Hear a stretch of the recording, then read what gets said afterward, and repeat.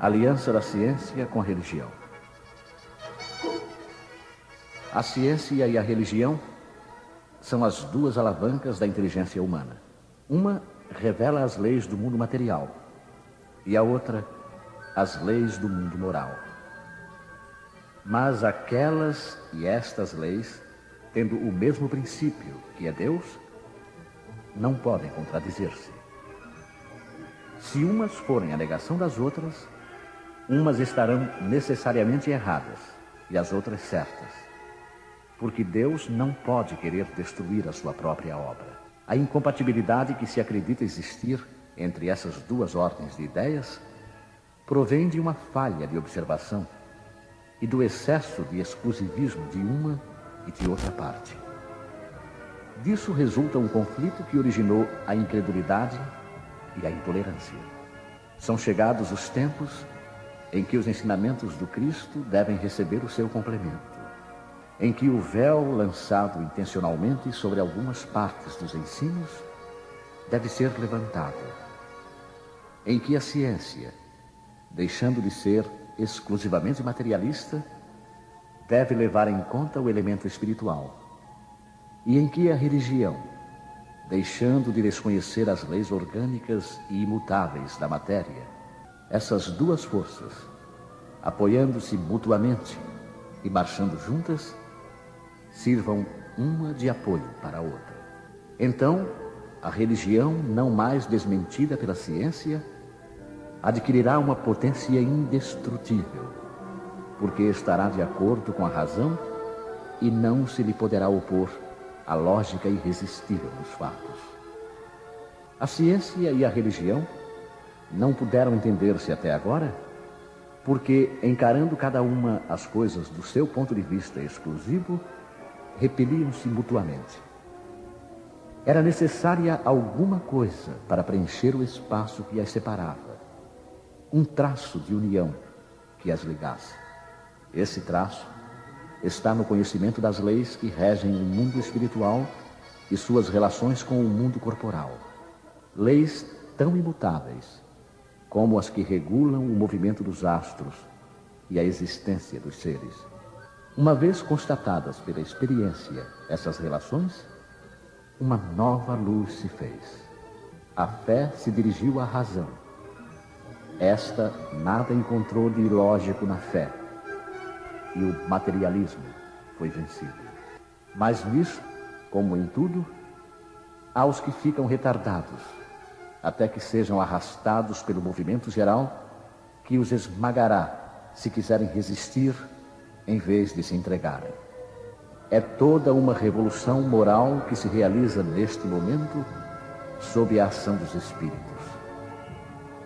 Depois de elaborada durante mais de 18 séculos, ela chega ao momento de eclosão e marcará uma nova era da humanidade. São fáceis de prever as suas consequências. Ela deve produzir inevitáveis modificações nas relações sociais, contra o que ninguém poderá opor-se, porque elas estão nos desígnios de Deus e são o resultado da lei do progresso, que é uma lei de Deus. Instruções dos Espíritos. A Nova Era. Um espírito israelita. Milhouse, 1861. Deus é único, e Moisés, o espírito que Deus enviou, com a missão de fazê-lo conhecer não somente pelos hebreus, mas também pelos povos pagãos. O povo hebreu foi o instrumento de que Deus se serviu para fazer sua revelação através de Moisés e dos profetas, e as vicissitudes da vida desse povo foram feitas para chocar os homens e arrancar-lhes dos olhos o véu que lhes ocultava a divindade. Os mandamentos de Deus, dados por Moisés, trazem o germe da mais ampla moral cristã. Os comentários da Bíblia reduziam-lhes o sentido, porque, postos em ação em toda a sua pureza, não seriam então compreendidos.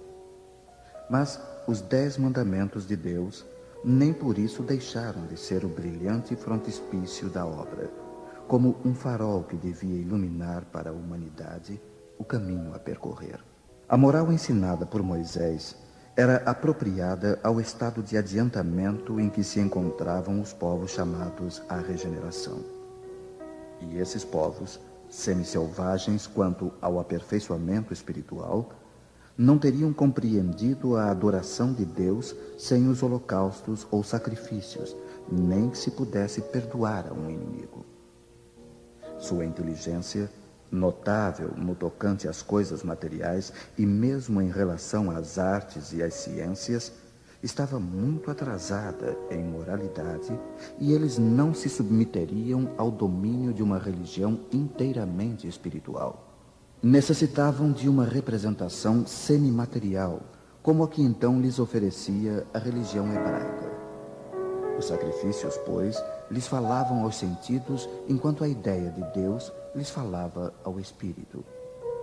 O Cristo foi o iniciador da mais pura moral, a mais sublime, a moral evangélica, cristã, que deve renovar o mundo, aproximar os homens e torná-los fraternos, que deve fazer jorrar de todos os corações humanos a caridade e o amor do próximo, e criar entre todos os homens uma solidariedade comum, uma moral, enfim, que deve transformar a terra, fazê-la morada de espíritos superiores aos que hoje a habitam.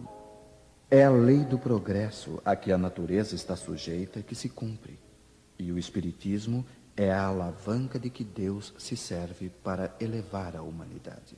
São chegados os tempos em que as ideias morais devem desenvolver-se para que se realizem os progressos que estão nos desígnios de Deus.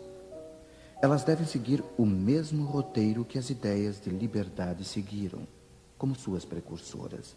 Mas não se pense que esse desenvolvimento se fará sem lutas. Não, porque elas necessitam, para chegar ao amadurecimento, de agitações e discussões, a fim de atraírem a atenção das massas.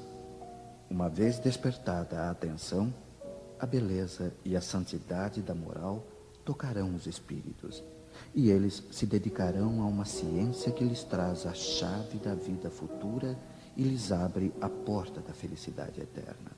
Foi Moisés quem abriu o caminho. Jesus continuou a obra. O Espiritismo a concluirá.